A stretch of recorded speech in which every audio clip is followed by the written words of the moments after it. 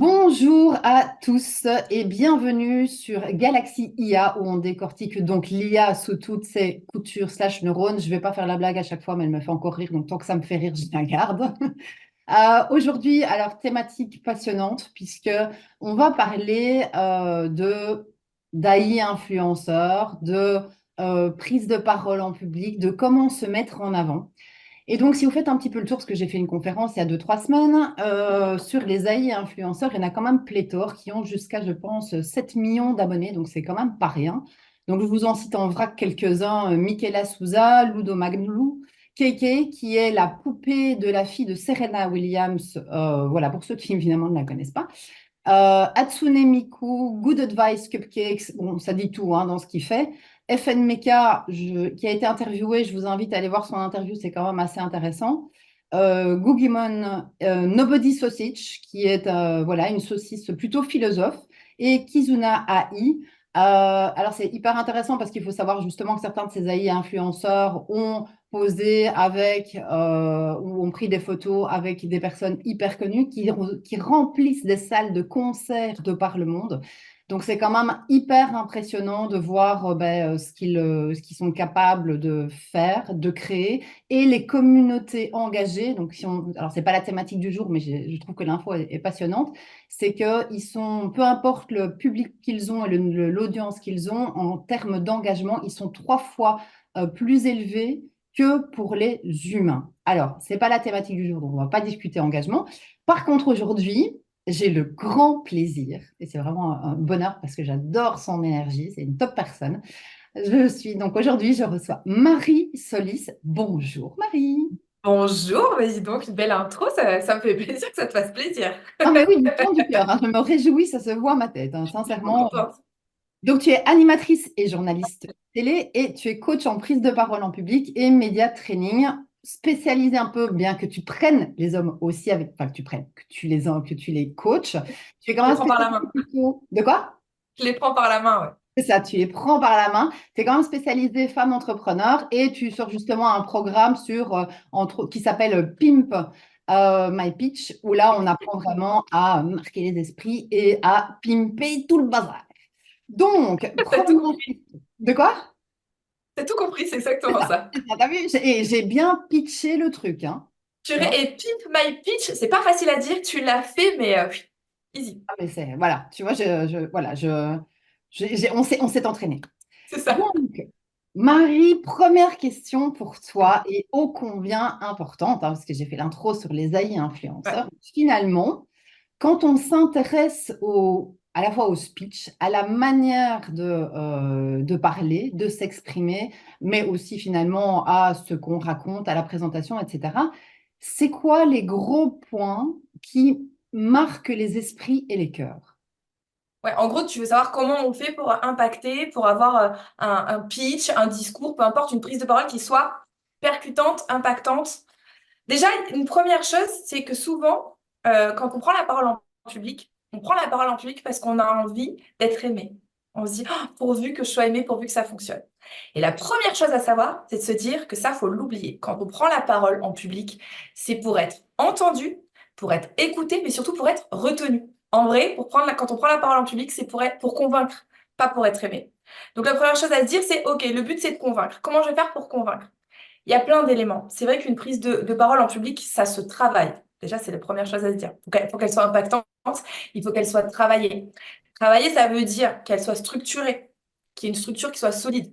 On a l'impression parfois quand on écoute des orateurs, on se dit waouh, ils prennent la parole comme ça, sans notes, sans rien, c'est de l'impro. Bah, c'est rarement de l'impro. C'est de l'impro qui est travaillée. En fait, une prise de parole, elle doit être structurée. Donc, OK, il faut la structurer. Il faut que le discours il soit clair. Donc souvent, moi, ce que je dis, c'est aller à l'essentiel. C'est une idée, une phrase. Tu vois, c'est pas, ça doit pas être, le discours ne doit pas être alambiqué. Il faut penser que quand on prend la parole en public, on la prend à l'oral. Donc un discours qui est trop écrit bah, ne passera pas à l'oral. Donc il faut s'entraîner pour eh bien, que ce soit audible à l'oreille. Donc structuré, clair, ou éviter tout ce qui est jargon un peu trop, tu sais, professionnel, parce que souvent quand on est professionnel dans un domaine, on connaît tout par cœur et on se dit ah, je vais balancer toutes les choses techniques, mais en fait c'est souvent une erreur. Il faut essayer de vulgariser un maximum son propos. Alors quand ça c'est dit, on se dit, OK, c'est bien, tout le monde peut le faire, et même les IA peuvent le faire, peuvent structurer le propos, peuvent avoir quelque chose de très clair. Souvent, d'ailleurs, tu parles à ChatGPT, il te répond à un truc carré, tu te dis, waouh, j'aurais jamais pu pondre ça. OK. Ça, c'est dit, c'est la structure. Mais en plus de la structure, si tu veux être impactant, eh ben, il y a tout ce qui va transiter autour. Et ce qui transite autour, c'est la connexion avec ton public. Parce que tu parles, comme on a dit, pour être écouté, pour être entendu et retenu. Donc, si tu parles tout seul comme ça devant ton miroir, ça ne sert à rien. Donc, en fait, il faut créer un lien avec ton public. Ça passe par le regard, ça passe par le silence, ça passe par le ressentiment. On est de l'ordre de l'émotionnel, en fait, du ressenti. Tu vas arriver, tu vas te dire, tu vas jauger un petit peu ton audience et voir ce qui ressort de ton audience pour te nourrir, toi, en tant qu'orateur. Et créer le lien. Créer le lien comme ça. Et une fois que tu as créé le lien, si tu as une présence, du charisme, qu'on appelle forcément le charisme, et ben ça va matcher. Et alors derrière le charisme, on se dit, ouais, alors c'est quoi le charisme? Le charisme, c'est quelqu'un qui arrive et qui rentre dans une pièce et waouh, il se passe quelque chose. Eh ben ouais, mais c'est le petit truc en plus justement qu'a la personne, c'est ce qu'elle dégage. Tu sais, on parle d'une personne solaire, d'une personne qui rassemble, qui fédère. Eh ben c'est le truc que tu as du mal à palper, mais que tu vois tout de suite émaner de la personne.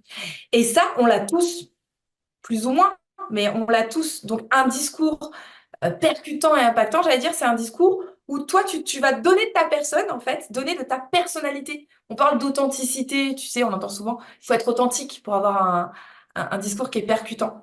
Et c'est vrai, mais qu'est-ce que ça veut dire être authentique? On se dit, ouais, d'accord, je vais être authentique, mais eh ben, il faut aller chercher ce que tu as en toi. Et ce que tu as en toi, c'est ton histoire, c'est ton parcours, c'est ce que tu es, en fait. Et c'est ça qu'il faut que tu arrives à faire ressortir lorsque tu prends la parole et lorsque que tu as un discours. Donc pour moi, un discours impactant, un discours réussi, c'est un discours qui est authentique, qui est vrai et qui est unique. C'est-à-dire que toi, Émilie, tu vas prendre la parole, et ben ça va pas être la même chose que moi qui vais prendre la parole. Et pour autant, qui va être plus influent que l'autre? On ne sait pas, tu vois. Parce qu'on a tous un parcours différent. Donc oui, il y a toute une partie technique. Un discours, ça se travaille. Un discours, ça s'étoffe. Un discours, ça se construit. Et il y a toute une partie de soft skills, de savoir-être et d'écoute aussi. Euh, Ça, c'est pour moi, ça, c'est un discours impactant. Quand il y a les deux qui sont mélangés. Et si ma question est plutôt aussi pour compléter le côté Ouais. émotion, tu vois, comment est-ce que tu fais pour, parce que quand ça marque, c'est ça aussi, c'est, tu peux par ton histoire, évidemment, donner des exemples ou parler, quand tu parles avec ton cœur, forcément, ça a un impact, mais le rôle des émotions, tu peux m'en dire un peu plus? En fait, c'est ça. Mais déjà, la clé, c'est, tu vois, avant de parler d'émotion, c'est de se dire, souvent, quand on parle avec le cerveau. On parle avec le cerveau. On construit son discours, donc forcément, on y réfléchit. Et là, quand on est orateur, c'est de se dire, je vais éviter de parler avec le cerveau, je vais parler avec le cœur. Tu l'as dit naturellement, tu as dit parler avec le cœur. Mais je crois que c'est la clé. C'est-à-dire te dire, je vais parler avec le cœur et je vais surtout pas parler au cerveau des gens. Puisque moi, je leur parle avec le cœur, je vais leur parler à leur cœur. Et c'est là que tu crées l'émotion. Ça fait un peu peur, tu sais, quand on dit oui, il faut créer l'émotion. On se dit, mais attends, l'émotion, mais moi, comment je vais créer l'émotion? Je suis incapable de créer l'émotion. L'émotion, c'est pas juste faire pleurer. L'émotion, c'est donner une sensation, voilà, une sensation à l'autre. Ça peut être du rire, ça peut être effectivement des larmes, ça peut être un sourire. Moi, j'en ai plein des intervenants qui me disent, bah, moi, je suis pas drôle. Mais t'es pas drôle, mais n'essaie pas d'être drôle parce que ça ne fonctionnera pas. Et c'est en ça que je parle d'authenticité. C'est arrive à juste créer une connexion. Avant de parler d'émotion, c'est la connexion. Si tu crées la connexion, l'émotion, elle passe forcément. C'est obligatoire. Ça veut pas dire aussi, tu sais, parler, j'ai parlé de l'histoire, mais ça veut pas dire parler de soi. Tu vois, j'ai des clients qui me disent, moi, j'ai pas envie de parler de moi. J'ai pas envie de raconter ma vie. Je comprends, tu es entrepreneur, par exemple, ou tu es dirigeant d'une grosse boîte. T'as pas forcément envie d'aller dire que toi, tu adores la pêche et manger du roquefort. Tu vois, ça tient qu'à toi. Ouais, moi, j'adore, j'adore le roquefort, mais oui. Mais tu vois, ça crée une émotion chez toi. T'as vu la réaction que tu as eue? C'est-à-dire que par exemple, si je parle de roquefort, ça me fait penser à ça, je parle de roquefort, soit tu vas réagir bien, soit tu vas réagir mal, mais ça crée une émotion. Et ça crée une connexion. Et ça, déjà, le pari, il est réussi. Le pire truc dans un discours, c'est de voir en fait les regards qui sont comme ça, linéaires, où il se passe rien. Donc en fait, l'idée, c'est ça, c'est juste de créer le truc. Et parler de soi, c'est parler de l'essence même de sa personne, ou en tout cas, tu vois, par exemple, je reviens sur entrepreneur qui a créé une boîte. Il veut pas dire qu'il aime le roquefort ou ou qu'il aime aller à la pêche. Mais il peut nous expliquer pourquoi il a créé cette boîte, qu'est-ce qui l'anime au quotidien, pourquoi il est là, tu vois.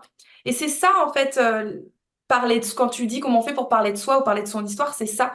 C'est aller mettre du soi dans son discours. Et j'ai envie de te dire que ça, t'arrives à le faire généralement dès le début. C'est dans les premières secondes que ça se joue. Un discours impactant, et créer le lien, c'est les premières secondes. T'arrives, c'est ce qu'on appelle l'accroche. Tu vois, pour un pitch, c'est l'accroche. C'est ce que tu vas dire dès le début. Et souvent, les gens qui font un discours, ils soignent pas cette accroche.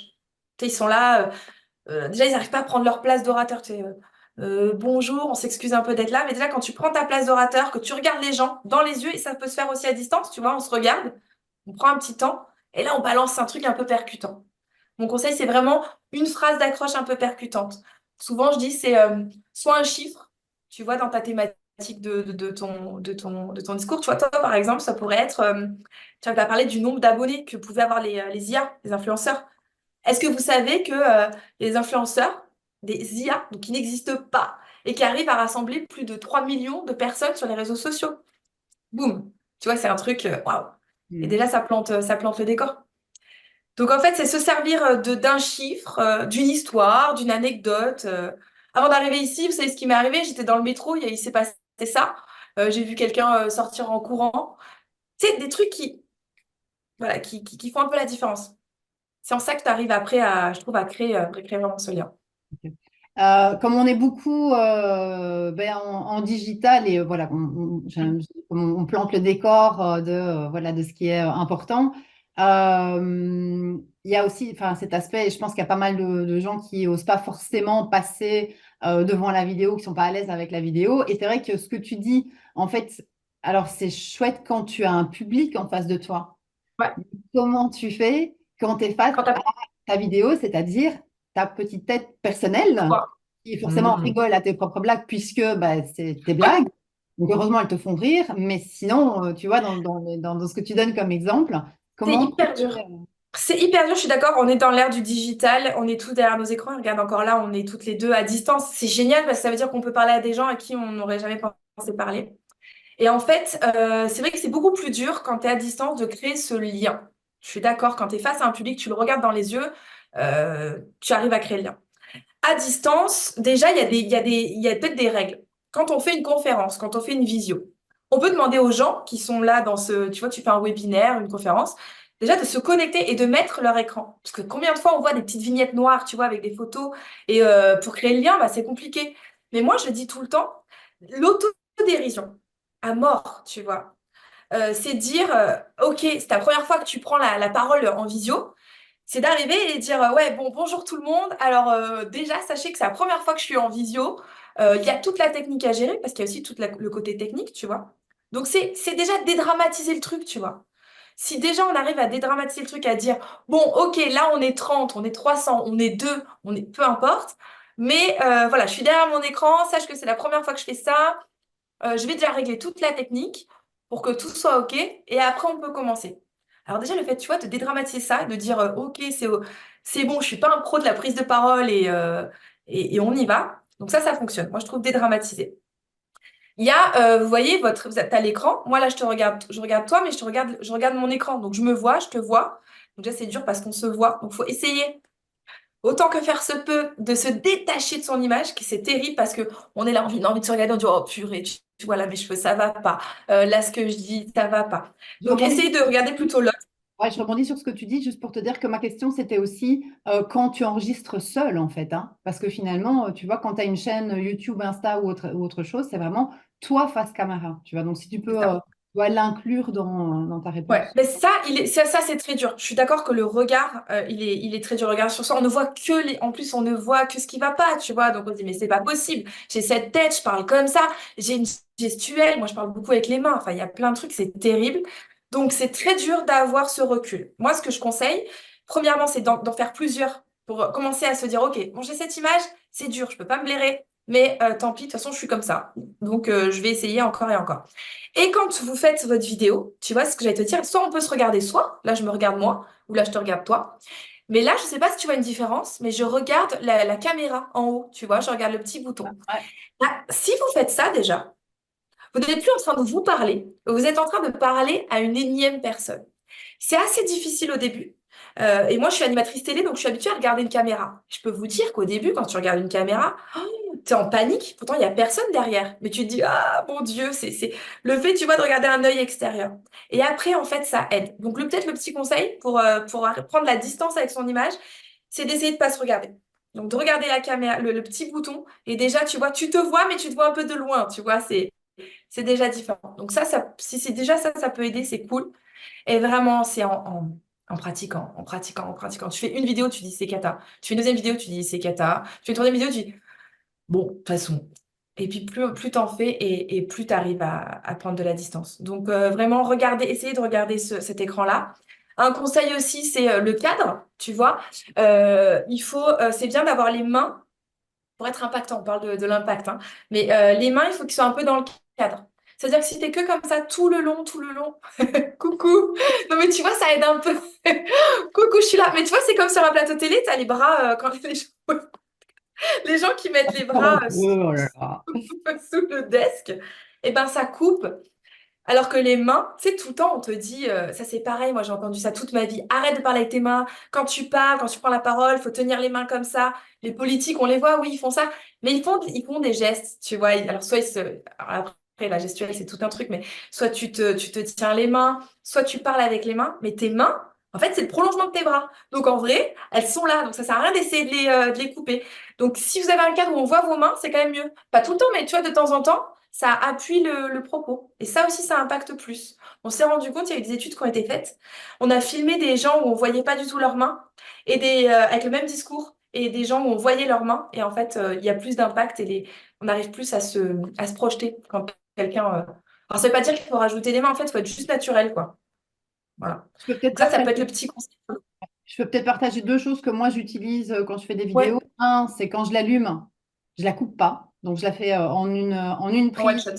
Et en fait, le temps que l'énergie soit bonne, et je raconte des bêtises, hein, et puis je dis, ah, ben, ça ne veut rien dire ce que tu racontes. Oui, tout à fait. Bon, alors, ouais, là, là, là, tu vois, et je reprends. Et en fait, parfois, il en faut deux, trois avant que l'énergie soit vraiment bonne, parce que tu sais qu'en face, ben, il y a T'as trop raison. plus d'énergie, puisqu'il n'y a personne en face. Et donc, c'est vraiment de s'éclater.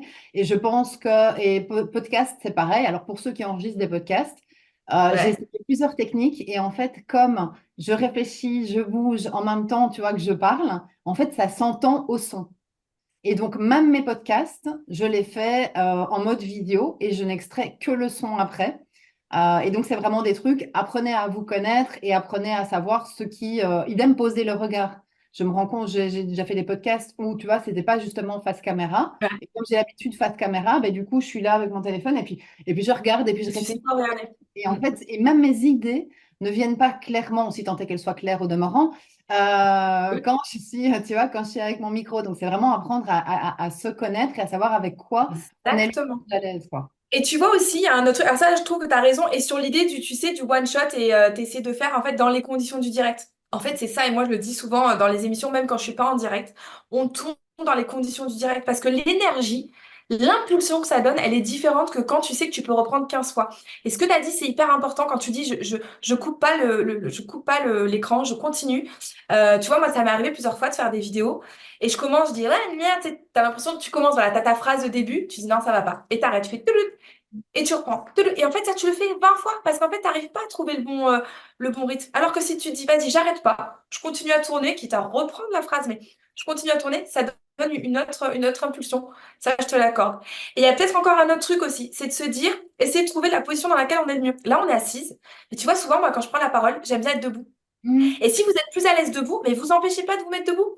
Vous montez votre téléphone, votre ordinateur ou que sais-je, mais il faut une position dans laquelle vous vous sentez bien en fait, où l'énergie, où tu vois, où la respiration, elle peut être portée. Et Ça serait peut-être justement, ça aussi. voilà, on a donné quelques trucs. Maintenant, dans ton vécu de coach, c'est quoi les principaux challenges que rencontrent les gens? Donc, bah, tu parlais de confiance, je pense. Est-ce que tu peux donner quelques Alors ça, exemples? c'est le premier truc. Tu sais, la peur de parler en public, je crois que c'est la peur, elle vient, tu sais, quand on demande aux gens, je crois que c'est la deuxième peur ou la première peur. Enfin, c'est un truc, c'est vraiment un délire. C'est-à-dire que tous les gens sont animés par cette peur. J'ai même appris que Beyoncé, elle avait la trouille avant de monter sur scène. Du coup, tu sais, ça fait redescendre un peu. Tu vois, je me dis, si Non, Beyoncé, elle mais a puis elle aussi, ça va. Bah voilà, donc j'ai le droit. En fait, non, c'est surtout ça, se dire.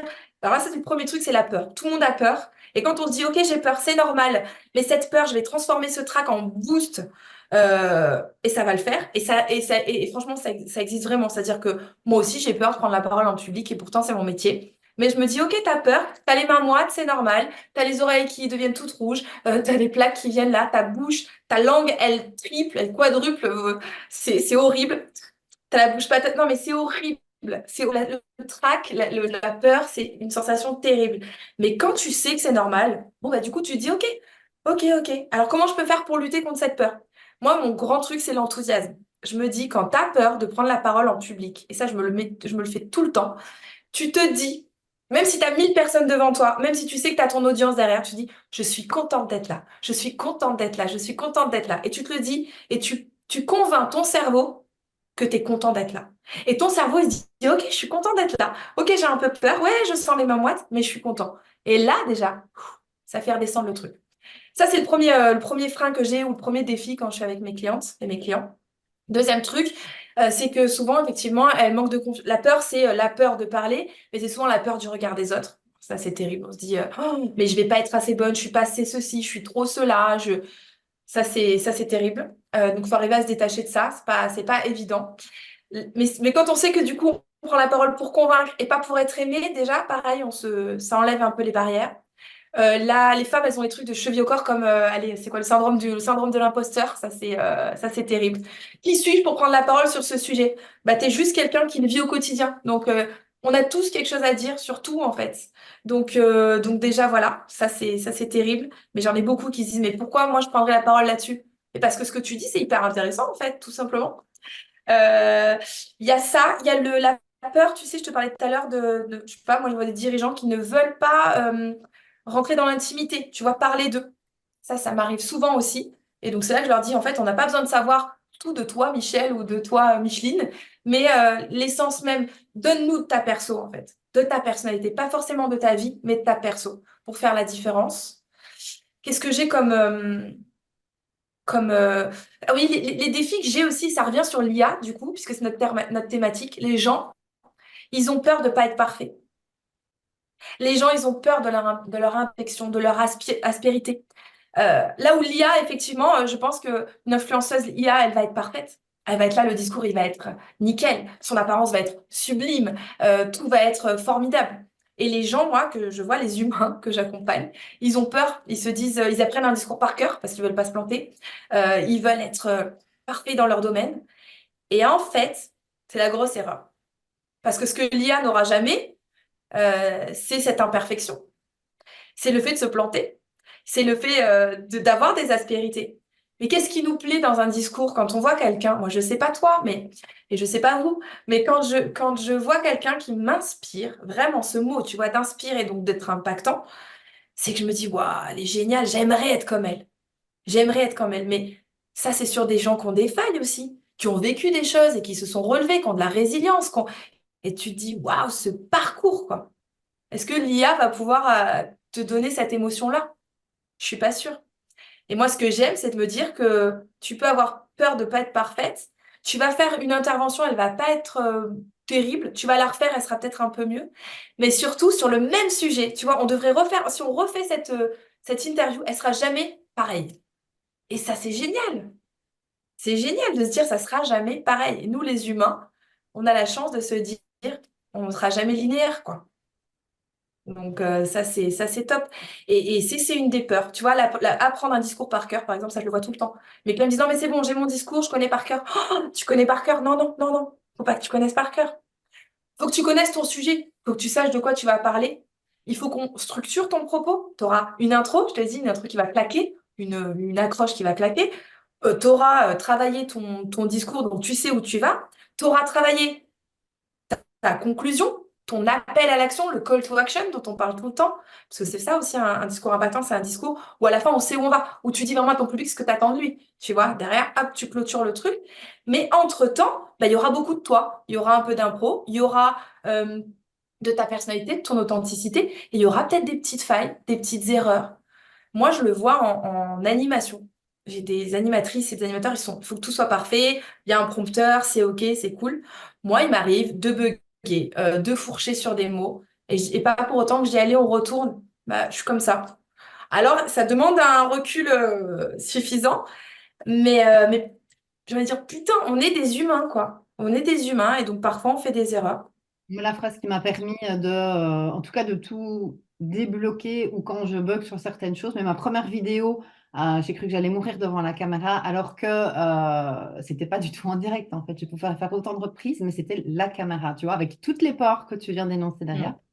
Et je pense que la phrase que j'ai lue et qui m'a aidée à ce moment-là et qui m'aide encore aujourd'hui quand j'ai peur ou je doute, etc., c'est: je ne suis pas là pour convaincre qui que ce soit de quoi que ce soit, mais pour permettre aux gens qui sont comme moi de savoir qu'ils ne sont pas seuls. Et à partir du moment où tu mets Ah finalement oui, ton message avant qui tu es, enfin, qui tu te vois finalement oui, comme j'ai un message qui, je pense, pourrait être intéressant, ben, tu mets le message avant toi en fait. Donc tu ne te vois plus comme complètement. tu es la personne qui est Au jugée. service de ton message. Tout à C'est fait. fort, c'est hyper fort comme tu dis, parce que tu as raison. Puis il y a aussi quelque chose, c'est que on est quand même très très dur avec soi. Franchement, on est notre pire ennemi, quoi. On est notre pire ennemi et ça, c'est quand même terrible parce que je le vois, mais vraiment au quotidien, les gens se disent, j'ai été mauvais. Ah, purée, combien de fois on entend ça? Mais non, mais là, j'ai été mauvais quand même, hein. Je suis pas contente, je suis pas. C'est à 100% des intervenants, par exemple, que moi je reçois sur mon plateau de télé, qui me disent, oh, là, j'ai pas été bon dans ce que j'ai dit. C'est pas ça que je voulais dire. Et moi, je me suis dit, bon, non, c'était cool, l'échange, il était bien, c'est intéressant ce que tu as dit. Donc, si on arrivait un peu à se foutre la paix, tu vois, et à être un peu plus conciliant, on est conciliant avec les autres, alors c'est très bien, on est dans la bienveillance avec les autres, mais si on était un peu plus dans la bienveillance avec soi, je pense que les choses se passeraient mieux. Parce que souvent, on se dit, j'ai été nul, parce qu'on est dur avec soi et qu'on n'a pas le recul suffisant. Et parfois, tu te dis, j'ai été nul, puis tu revois le truc, tu te dis, bon, non, je n'ai pas été si nul que ça. Il faut arriver à avoir aussi cette douceur-là, quoi, avec soi, je pense. Donc, d'après toi, Hmm. qu'est-ce qui fait que les AI influenceurs ne seront, ou quels sont les points sur lesquels les AI influenceurs ne seront jamais aussi bons que les êtres humains? Eh ben, ils seront jamais des êtres humains. Alors oui, les chiffres que tu as Jamais donnés, imparfait. ah, c'est ça, mais en fait, c'est ça, ils seront jamais imparfaits. Alors les chiffres que tu as donnés, et je sais que c'est pas la thématique, ça, mais sur l'engagement, etc., c'est assez dingue, ça te donne le tournis, parce que c'est vrai que tu Ah, dis, c'est un truc punaise, de fou. c'est incroyable que... Toute audience confondue. Et tu as t'as des AI qui ont genre 7 millions d'abonnés. Et toute audience confondue, tu vois qu'il y a un rate, un engagement de plus de fois 3. Enfin, il reste engagé. C'est extraordinaire. Et Enfin, peut- la thématique à étudier est absolument passionnante. Je reviendrai c'est très dingue. Mais aussi. tu vois peut-être que ce qu'il faut se dire, alors, du coup, parce que c'est vrai qu'on est à la course, tu sais, à la course du like, à la course des vues, à la course de Ah, il l'abonnement, et du disait coup, on se aussi, dit, hein, dans l'étude, il disait aussi parce qu'en fait, bah, pour être un influenceur, je vous donne dans le mille, il faut un business model. Parce qu'en fait, si c'est juste faire des vidéos, by the way, tout le monde peut le faire. Je monte mes mains, t'as vu, ça fait longtemps, donc je réitère. c'est bien, That's c'est it, t'as bien, vu? Et c'est donc, bien. en fait, forcément, bah, il te faut un business model. Donc, il faut que tu vendes. Donc, soit tu vends tes produits, soit tu vends tes services, soit tu vends des produits d'autres personnes, soit tu es payé par les entreprises. Donc, quand je dis d'autres personnes, c'est produits, services, etc. Et en fait, bon an, mal an, bah, l'audience se fatigue forcément de choses que tu proposes. Où tu dis, attends, est-ce qu'il y a un intérêt ou pas? Bon, maintenant, tu es Bien sûr. obligé. T'es obligé de le dire, mais du coup, voilà, il y a vraiment voilà, ce côté-là où il disait, ben, il se fatigue et les entreprises préfèrent travailler avec des IA pour tout un tas de raisons. Voilà, c'est Bien pas la sûr, parce que c'est voilà, plus quoi. simple tout ça, on s'en doute bien. Mais tu vois, je pense aussi, on parle d'engagement, ok, très bien, mais quand on parle aussi de créer un lien, tu vois, dès le début, c'est ça que je dis, moi, c'est créer un lien, une connexion. Ça, l'IA, elle pourra pas le faire. Pourquoi tu t'abonnes? Tu vois, mais il faut voir vraiment par rapport à son prisme. Pourquoi on s'abonne à une chaîne YouTube, à un compte Instagram? Parce que la personne, elle te parle, parce que ce qu'elle te dit, ça te procure quelque chose, et que ce que t'aimes, c'est son histoire, c'est la manière dont elle le dit, etc. Et je pense que ça, l'IA ne pourra jamais le faire. L'IA, elle sera parfaite, elle pourra avoir un discours qui est formidable, ça pourrait être un super vendeur, effectivement, elle peut faire du placement de produit qui est peut-être dingue avec les codes, avec ce qu'il faut, etc. Mais je pense qu'elle n'arrivera jamais à créer cette connexion. Elle sera jamais authentique. Tu vois, on parle d'authenticité et l'IA ne sera jamais authentique. L'IA ne sera jamais drôle. Tu vois, moi, je travaille avec l'IA, c'est un outil incroyable. Mais l'IA n'arrive pas à être drôle. L'IA n'a pas d'autodérision.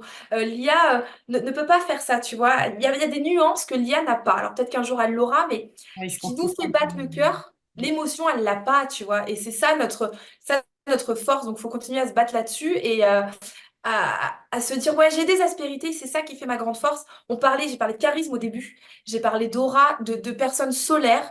C'est ce qui fait tu sais, le petit truc en plus. Et Et ça, l'expérience et l'imperfection, quoi. C'est vraiment et c'est ça, c'est le truc en plus, c'est ce que la personne dégage. Une IA, on va pouvoir se dire, waouh, tu peux te dire elle est inspirante dans la mesure où tu as envie d'être comme elle parce que, tu sais, on a vu, je crois que c'est la première que tu as citée. Oui, elle est magnifique. Je sais plus son nom là sur l'influenceuse. t'as Tu sais, Michel Lacroix ou Thomas Glou, mais il y en a plein qui sont il y en a belles. plein, mais tu vois, et tu te dis, ouais, bah ouais, moi aussi j'aimerais lui ressembler. Limite, tu te dis, putain, j'aimerais lui ressembler alors que la meuf, elle n'existe pas. C'est même un truc de fou. Mais elle dégage rien. Et dégager quelque chose, c'est quand même le propre de l'humain. Donc, je pense que sur ça, on va toujours gagner. Et je pense qu'il y a aussi un retour, tu vois, il y a un envie de perfection, etc. Mais il y a aussi vraiment un retour aux sources, quoi, de se dire que faut pas oublier l'humain et la connexion. C'est vraiment cette connexion. Donc oui, vous allez pouvoir continuer à prendre la parole de manière impactante. Et tu vois, on est de plus en plus aussi. Il y avait beaucoup de vidéos où tout doit être bien léché, bien produit, etc. Ça a été un grand boom sur YouTube, etc. Les fonds verts, les Ouais, tasses. ou tu vois, mais je crois qu'il y a un vrai retour aux sources, quoi, un vrai retour à l'authenticité. On parle de l'authenticité, mais je crois que les gens, ils ont envie de ça aussi, tu vois. Ils ont envie de s'ancrer, de s'enraciner, quoi. Donc, on a encore de belles heures devant nous. Ça, je pense que c'est le côté vraiment positif, quoi, de notre force par rapport à l'IA, quoi. Donc voilà, la caméra, où qu'elle soit, vous attend. Hein, trouvez la vôtre. Donc, mille merci Marie Merci pour à toi. cette interview, cet échange passionnant. Si vous voulez retrouver Marie sur Insta, en tout cas, Marie Solis Coaching, sur LinkedIn, un site internet. Enfin, de toute façon, vous ne pouvez pas ne pas la trouver. Voilà, c'est aussi simple que ça. Marie Solis, quoi. Ah, Marie Solis, c'est The Marie Solis, quoi. Bien Voilà. sûr. Et vous tapez The Marie Solis, c'est elle qui apparaîtra. C'est Ça, tout. c'est moi. Comme ça, j'apparais. Exactement. Merci beaucoup, Marie. À bientôt. Merci à toi. À bientôt. Merci.